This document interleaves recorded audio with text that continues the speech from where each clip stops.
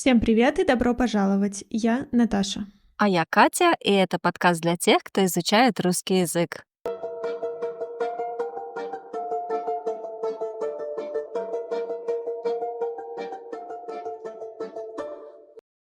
Как преподаватели русского языка мы, конечно, стараемся не забывать правила русского языка, освежать эти правила и, конечно, как бы держать себя в форме, в тонусе, и чтобы писать грамотно. Но не у всех носителей русского языка есть такая потребность, не всем это нужно, и поэтому часто после школы люди забывают правила орфографии, то есть как писать слова правильно, и пунктуации. Чтобы держать себя в тонусе, чтобы их освежить в памяти, существует такой проект «Тотальный диктант». Мгм. О нем мы хотим поговорить сегодня, но перед тем, как мы расскажем об этом проекте, я хочу поговорить о диктанте в общем. И мне было бы интересно узнать, во всех ли странах также пишут много диктантов, как их пишут в России. Диктант — это когда учитель диктует слова или целый текст, то есть произносит слова или текст, а школьники записывают то, что они слышат. И, конечно, самые маленькие не пишут большие тексты. Да, самые маленькие пишут именно слова, и потом они становятся сложнее, сложнее, потом предложения, и потом целые тексты. И давай поговорим о том, почему это сложно просто писать то, что ты слышишь. И также попробуем показать русский со стороны носителей, которые изучают свой родной язык. Мгм. Представьте, что вы ребенок. Вы только научились писать, читать, приходите на урок, и учитель диктует вам слово «собака». Мы знаем, что в слове «собака» мы слышим собака», но пишем собака. И наши слушатели знают, что не всегда понятно, где где «о». Так вот, нам тоже не всегда понятно. В школе мы учимся, как понять, где писать «о». Например, возьмем слово «моря». Не одно море, а они моря. Мы там пишем букву «о», потому что можем проверить это слово словом «море». В море ударение на «о», мы слышим и пишем «о», поэтому в слове «моря» тоже можем писать букву «о». Но, к сожалению, это не всегда можно проверить, не всегда это так понятно, как, например, в слове «собака». Там никак не проверишь, ты должен выучить, что мы там пишем букву «о». Да, и такие слова называются словарными словами, словарные слова, и мы их просто заучиваем. И в моем детстве у нас были такие маленькие блокноты, половина тетради, в которых мы писали эти словарные слова. То есть он так и назывался — словарик словарных слов. Тавтология, но так он назывался. И наша задача была записать туда эти слова, такие как собака, да, девочка, хорошо и много других слов, выучить их, и потом на диктанте мы вспоминали, как они правильно пишутся, и запоминали правильное написание на всю жизнь. Мгм. Перед тем, как мы продолжим, хочу напомнить, что у нас есть разговорный клуб. В разговорном клубе мы обсуждаем выпуски подкастов, также обсуждаем фильмы. Поэтому, если вы хотите практиковать свой русский каждую неделю, а также найти новых друзей, присоединяйтесь. Все детали в описании. Ну что, вернемся к тотальному диктанту. Мгм. Тотальный диктант — это такой проект, который помогает людям проверить свои знания написания текстов с точки зрения орфографии, то есть как правильно писать слова, и пунктуации, то есть где ставить и какие ставить знаки препинания. Как и в обычном диктанте, люди слушают текст и записывают его как они слышат, как они думают правильно его записать. В итоге диктант проверяют преподаватели, учителя, и люди, которые участвовали в тотальном диктанте, получают оценку от двойки до пятерки. То есть стандартная шкала оценок российской школы. Двойка — это отрицательная оценка, значит, ты не очень хорошо знаешь правила, нужно повторить. А пятерка — это значит, что ты идеально или почти идеально знаешь правила. Молодец.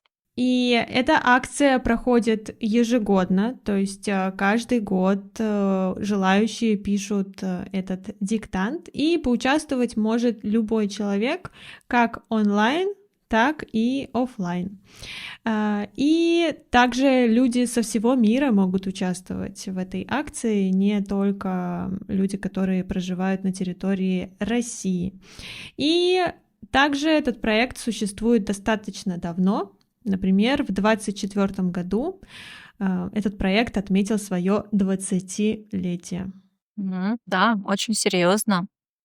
Ну и как мы понимаем, что проект начался в 2004 году, он его придумали в Новосибирске, небольшая группа студентов гуманитарного факультета, и он быстро набрал популярность. Уже на первую акцию, на первое собрание людей пришло примерно 150 человек, то есть неожиданно много. И вначале тексты читали популярные авторы, писатели, то есть они привлекали людей своим авторитетом, и для всех это было большое событие даже в начале. Как ты думаешь, почему люди так полюбили тотальный диктант? Причин на самом деле много. И, во-первых, я думаю, это просто любовь к русскому языку.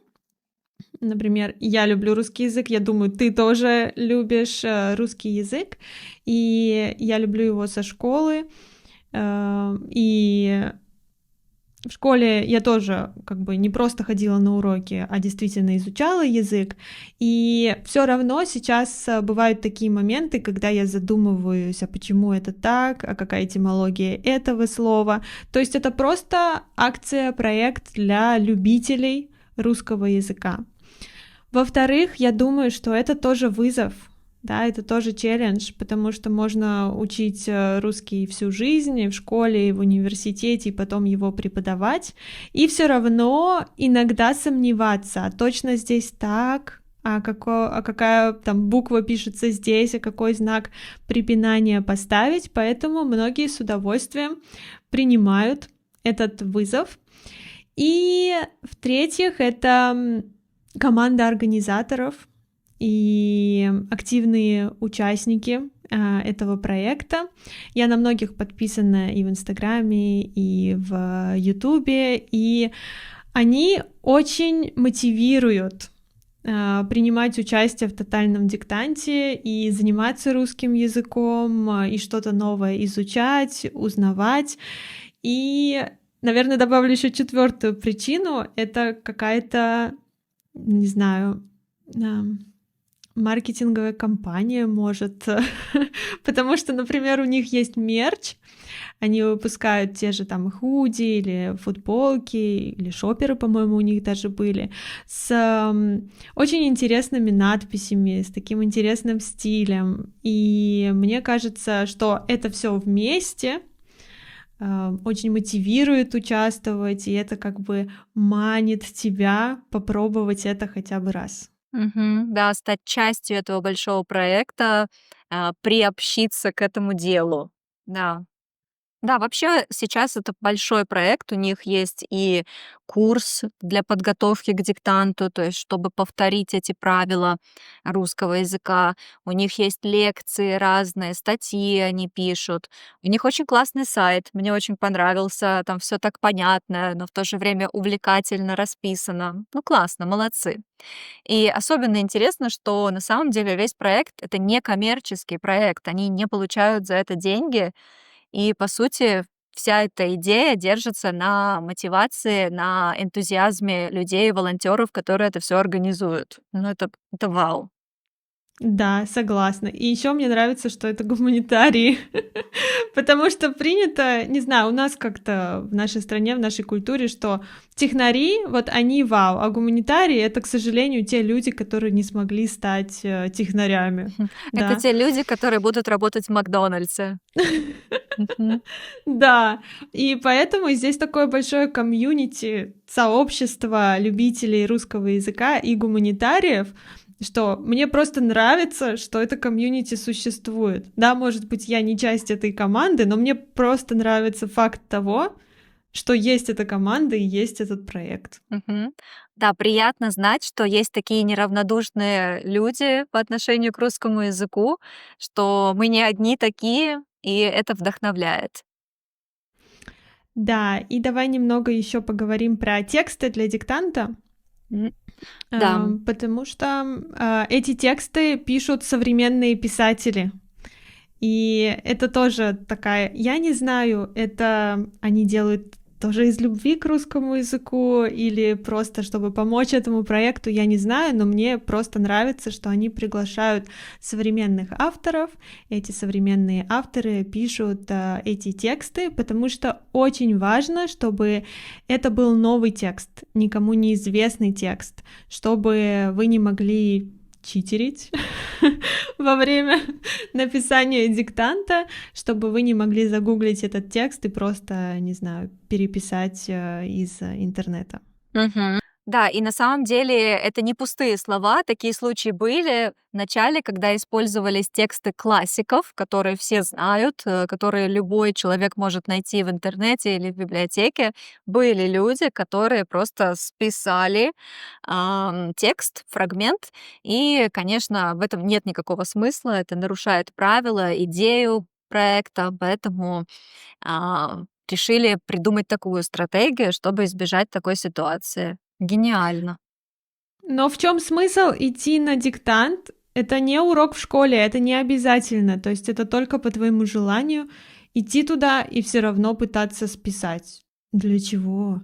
Наверное, это вот есть такие люди, такая сущность у них, попробовать обмануть систему, посмотреть, смогу ли я что-то сделать, что они не заметят. Я уверена, такие люди есть, и вот, может быть, это были такие примеры. Да, но в жизни много мест, где можно это сделать с выгодой для себя, Ну, а не может, просто для может, сертификата. это было их начало карьеры преступников. Потренируюсь. Да. Хорошо. Так, ну и это хорошая новость для наших студентов, учеников, что да, русский язык непростой, скажем так. Но он также непростой для нас, для носителей русского языка. Мы также учим миллион правил, мы также учим, как правильно писать слова, где поставить знаки препинания. И какие аспекты самые сложные для нас в русском языке?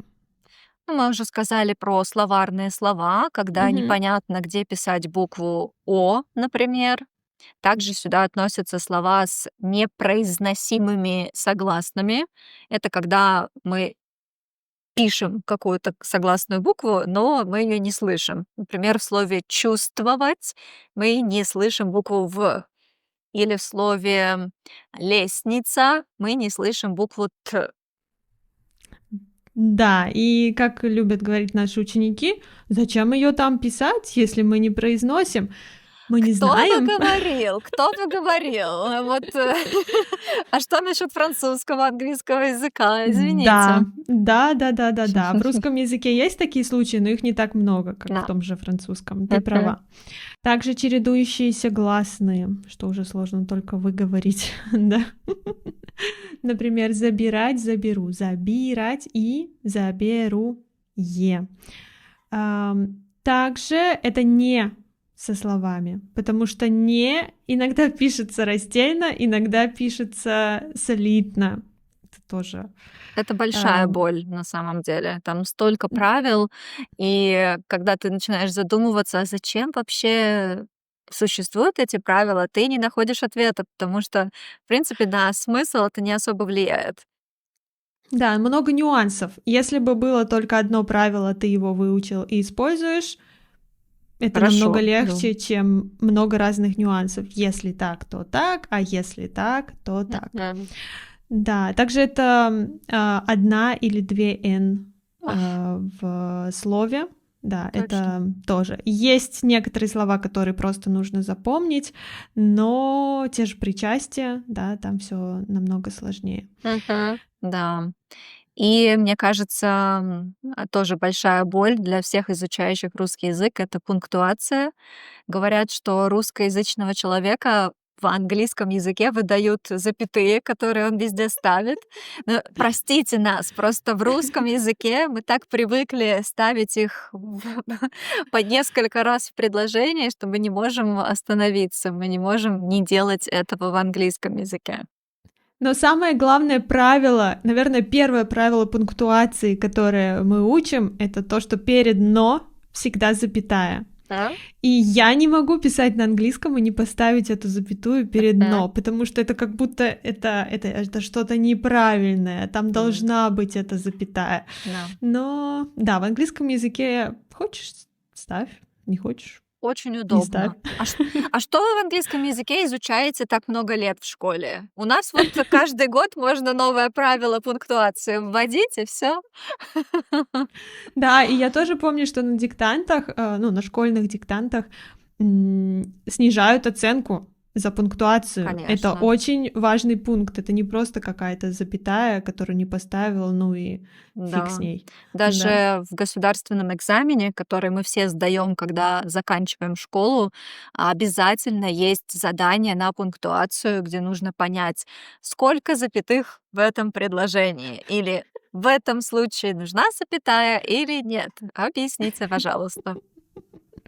Да. Так, ну хорошо, я думаю, что мы рассказали об этом проекте. Наверное, не все о нем знают, да, потому что обычно только носители о нем говорят, и то не все. И хотим сказать, что если вы хотите поучаствовать, вы можете поучаствовать, если ваш уровень B2. B2 с Мгм. плюсом. Да, М. но я думаю, что такие слушатели и зрители у нас есть, поэтому, пожалуйста, если вы хотите, поучаствуйте в следующем году.